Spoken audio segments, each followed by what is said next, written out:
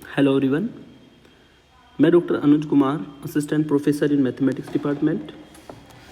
और स्टूडेंट्स, आज की इस वीडियो में हम डिस्कस करेंगे काफ़ी इंपॉर्टेंट टॉपिक ग्राफ आइसोमॉर्फिज्म, और जिसको हम यूज़ करके डिफाइन करेंगे आइसोमॉर्फिक ग्राफ। लास्ट की वीडियो में मैंने ग्राफ होमोमॉर्फिज्म बताई थी, और होमोमॉर्फिक ग्राफ्स क्या होते हैं उसको विद एग्जाम्पल मैंने एक्सप्लेन किया था। तो चलिए स्टार्ट करते ग्राफ होमोमॉर्फिज्म, ग्राफ आइसोमॉर्फिज्म। अगर हम बात करें आइसोमॉर्फिक ग्राफ्स की, या आइसोमॉर्फिज्म ऑफ टू ग्राफ्स की, या ग्राफ आइसोमॉर्फिज्म, तीनों का सेम मीनिंग है। तीनों को डिफाइन कर लेते हैं। डेफिनेशन को बहुत ध्यान से समझ के चलना है, क्योंकि एग्जाम्पल तभी समझ में आएंगे आपको जब आपको डेफिनेशन क्लियर होगी। टू ग्राफ्स, एक ग्राफ है हमारा G equal to V E. G equal to V E मतलब इसका वर्टेक्स सेट V है और एज का सेट E है। एंड दूसरा ग्राफ है आपका G डैश, जिसका वर्टेक्स का सेट V डैश है और एज का सेट E डैश है। Are called isomorphic to each other. ये दोनों ग्राफ हमारे G और G डैश आपस में क्या कहलाएंगे? आइसोमॉर्फिक ग्राफ कहलाएंगे। If there is 1-to-1 correspondence between their vertices and edges, यदि वहाँ पर 1-1 मैपिंग एग्जिस्ट करे, 1-to-1 का मतलब 1-1 मैपिंग एग्जिस्ट करे, किस किस के बीच में? वर्टिसेस यानी कि वर्टेक्स सेट्स के बीच में, V से V डैश कह सकते हैं आप, है ना। और एजेज यानी कि एजेज के सेट के बीच में E से E डैश। तो V से V डैश एक 1-1 मैपिंग एग्जिस्ट कर जाए, और E से E डैश एक 1-1 मैपिंग एग्जिस्ट कर जाए, और V से V डैश एक 1-1 मैपिंग एग्जिस्ट करे, और सच दैट इस तरह से वो मैपिंग एग्जिस्ट करे। इंसिडेंस रिलेशनशिप इज प्रिजर्व, ये लाइन इंपॉर्टेंट है ना। वहाँ पर इंसिडेंस रिलेशनशिप प्रिजर्व हो। इंसिडेंस रिलेशनशिप मतलब हमें सबसे पहले उसके लिए डिग्री देखनी है कि अगर हम वर्टेक्स को वर्टेक्स से मैप करेंगे तो उनकी डिग्रीज भी सेम होनी चाहिए दोनों ग्राफ में, है ना।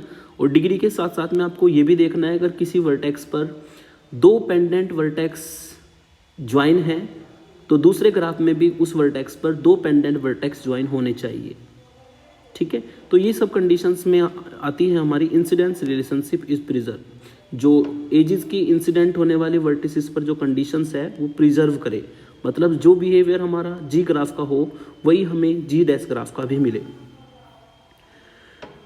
नोट में कुछ इंपॉर्टेंट बातें बताता हूँ, क्योंकि 1-1 मैपिंग हमारी यहाँ पर वर्टेक्स सेट्स V से V डैश के बीच में डिफाइन होने वाली है, और एज सेट E से E डैश के बीच में डिफाइन होने वाली है। तो सिंपल सी बात है कि कार्डिनलिटी पर डिपेंड करेगा। ठीक है, the graph G equal to V E and G dash equal to V dash E dash, ये दोनों आइसोमॉर्फिक ग्राफ होंगे यदि सबसे पहली कंडीशन 1-1 मैपिंग तभी हम डिफाइन कर सकते हैं जब दोनों की कार्डिनलिटी सेम हो। ठीक है, दोनों की कार्डिनलिटी क्या हो? हमारी सेम हो।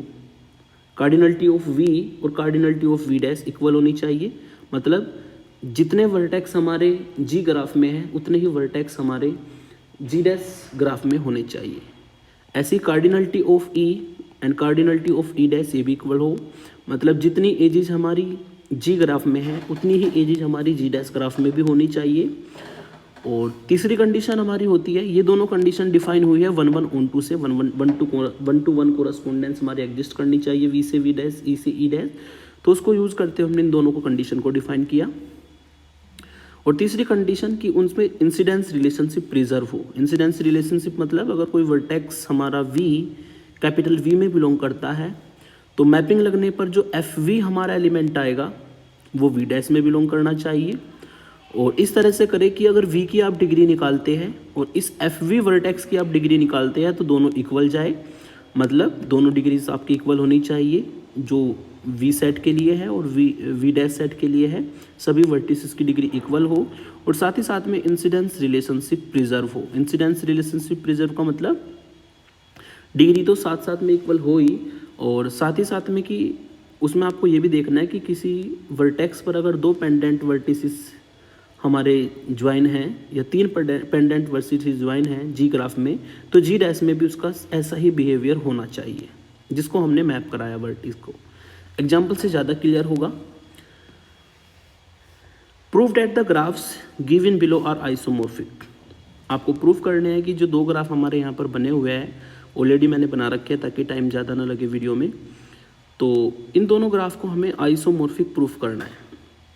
आइसोमॉर्फिक को प्रूफ करने के लिए आपको सिंपल सी कंडीशन पता लगी कि जितने वर्टिसेस हमारे जी में हैं उतने ही जी डैश में हो, जितनी एजेज हमारी जी में है उतनी ही एजेज हमारी जी डैश में हो। यहाँ पर अगर देखा जाए तो ये ग्राफ हमारा जी है जिसका वर्टेक्स सेट वी, एज का सेट ई होगा, और ये ग्राफ हमारा जी डैश है जिसका वर्टेक्स सेट वी डैश और एज का सेट ई डैश होगा। ठीक है, तो ये हमारे दो ग्राफ है, एक जी और एक जी डैश। तो यहाँ पर आप देख सकते हैं कि एजेस को मैंने इस तरीके से लिखा है ताकि आपको नंबरिंग क्लियरली पता लग जाए। अगर आप वर्टिसेस को देखते हैं तो टोटल हमारे 8 वर्टिसेस है जी ग्राफ में, और इधर भी अगर आप देखें तो 8 ही वर्टिसेस है हमारे जी डैश ग्राफ में। ऐसे अगर टोटल हम एजेस को देखें, ठीक है ना, अगर आप यहाँ पर एजेस को देखते हैं तो टोटल हमारी 12 एजेस है जी ग्राफ में, और ऐसे ही टोटल हमारी 12 ही एजेस है जी डैश ग्राफ में। यानी कि 1-1-on-2 मैपिंग तो हम वर्टेक्स सेट वी से वी डैश और एजेस का सेट ई से ई डैश पर बहुत ईजिली डिफाइन कर सकते हैं। फिर आपको देखना है क्या इंसिडेंस रिलेशनशिप यहाँ पर प्रिजर्व है। मतलब अगर हम मैपिंग डिफाइन करें, U1 को हम मैप कराए V1 से, U2 को हम मैप कराए V2 से, ऐसे U3 को मैप कराए V3 से, U4 को मैप कराए V4 से, जैसे कि मैंने नीचे दिखाई है वर्टेक्स कोरस्पोंडेंस, है ना।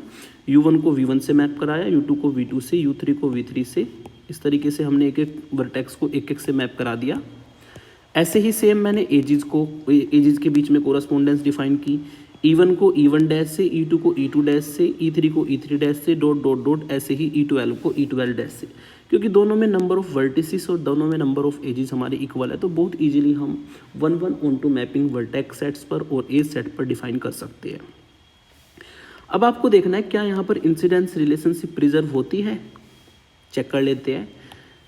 आपने यहाँ पर देखा U1 वर्टेक्स को, U1 की कितनी डिग्री है, U1 पर हमारी 3 एजेस इंसिडेंट है, यानी कि 3 डिग्री का वर्टेक्स है U1। अब देखते हैं V1 को, V1 पर भी अगर आप देखते हैं तो 3 ही एजेस इंसिडेंट है, यानी कि V1 की और U1 की डिग्री इक्वल है। ठीक है, ऐसे ही आप U2 को देखिए, U2 पे भी 3 एजेस इंसिडेंट है, और इधर हमारा V2 पे भी 3 एजेस इंसिडेंट है, यानी कि इनकी भी डिग्री इक्वल है।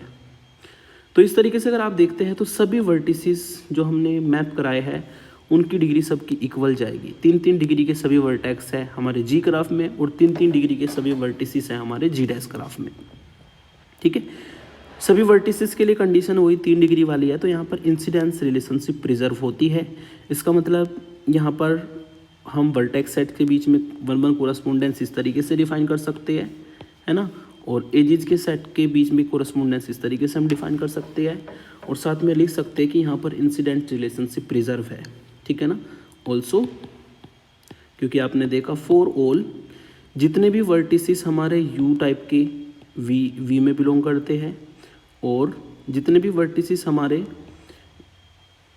एफ यू टाइप के, या कंफ्यूज नहीं करूँगा आपको, सीधा सीधा लिख देता हूँ, क्योंकि आपने देखा जी ग्राफ में सभी वर्टिसेस की डिग्री सेम है, U1 की, U2 की, है ना, डॉट डॉट डॉट U8 की, सभी की डिग्री सेम है 3।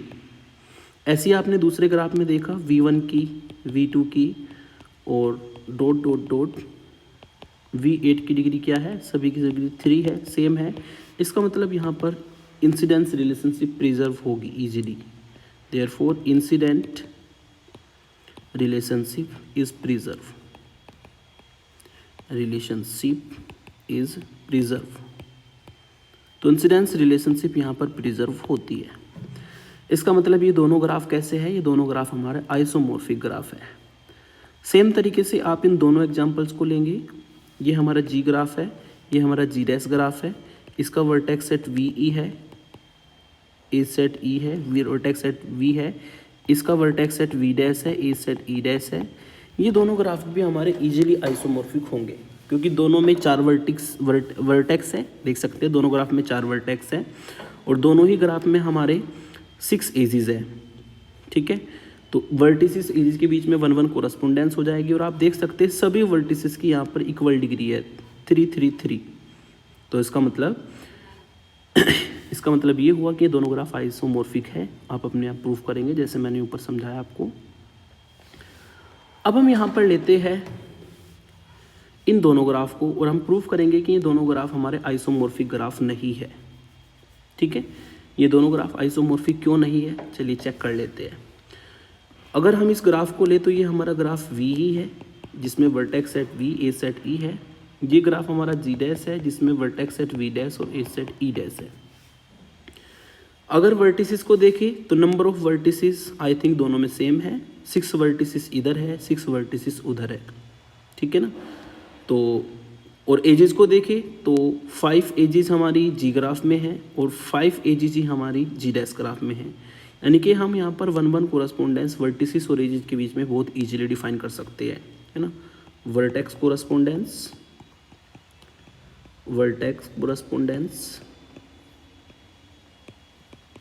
वर्टेक्स कोरस्पोंडेंस को डिफाइन करने के लिए हमने डिफाइन कर दिया। U1 को हमने मैप कराया V1 के साथ, U2 को हमने मैप कराया V2 के साथ, ऐसे ही U3 को मैप कराया V3 के साथ, U4 को मैप कराया V4 के साथ और V5 को मैप कराया U5 को मैप कराया V5 के साथ और U6 को मैप कराया V6 के साथ। तो वर्टेक्स की हमारी कोरस्पोंडेंस ये होगी। एजेस की भी कोरस्पोंडेंस आप डिफाइन कर सकते हैं।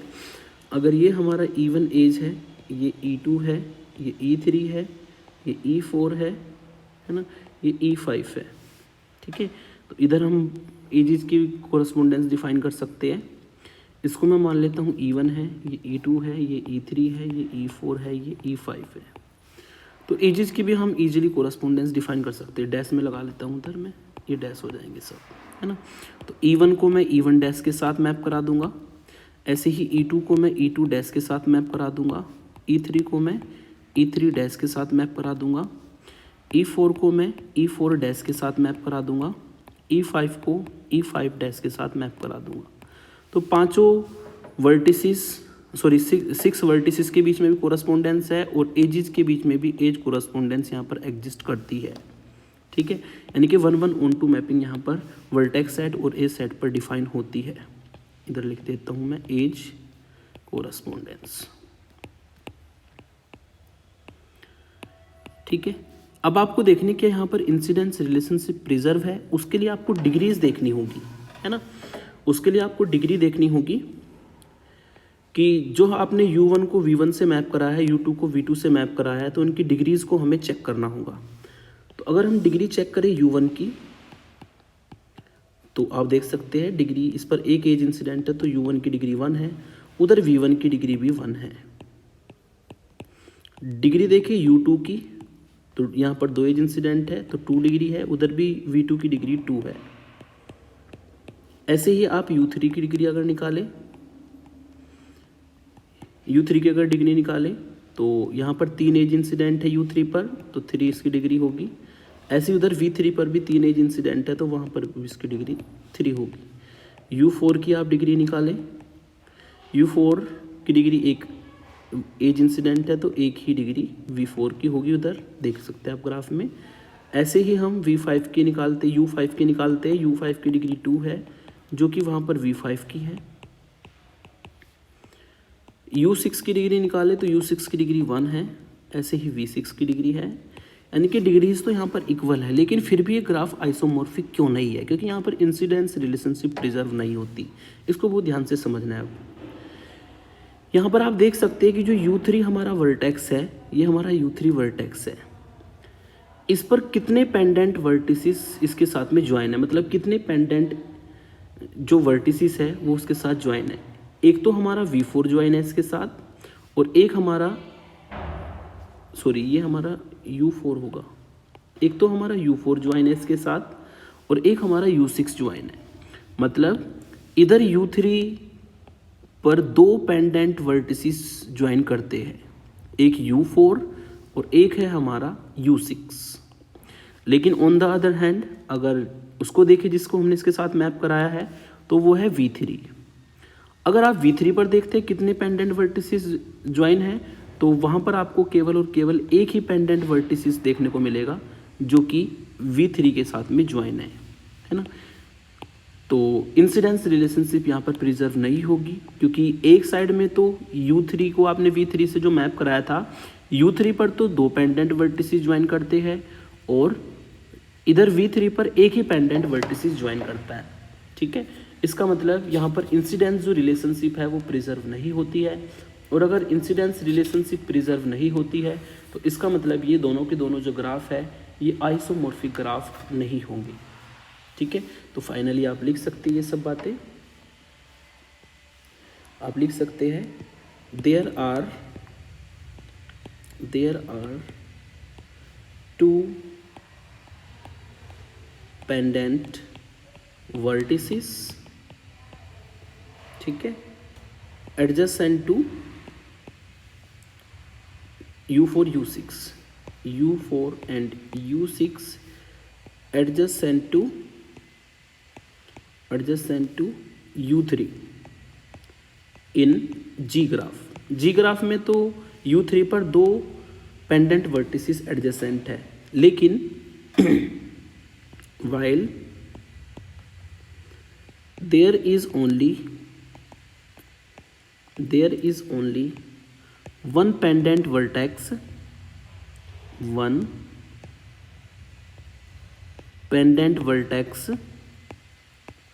there is only one pendant vertex V4 जो किस पर ज्वाइन है, V3 पर ज्वाइन है। Pendant vertex V4 is join with V3। ठीक है, this implies incidence relationship is not preserved, incident relationship is not preserved,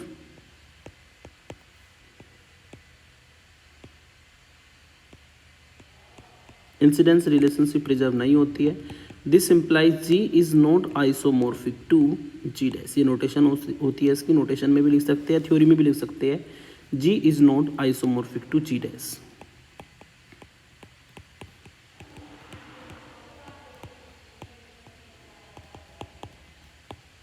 ठीक है, तो आइसोमॉर्फिज्म को मैंने आपको 3 एग्जाम्पल के साथ बताया, और डेफिनेशन विद एग्जाम्पल पूछी जाती है, तो आप इसमें डेफिनेशन और एग्जाम्पल लेकर के इजीली आइसोमॉर्फिक ग्राफ्स को दिखा सकते हैं।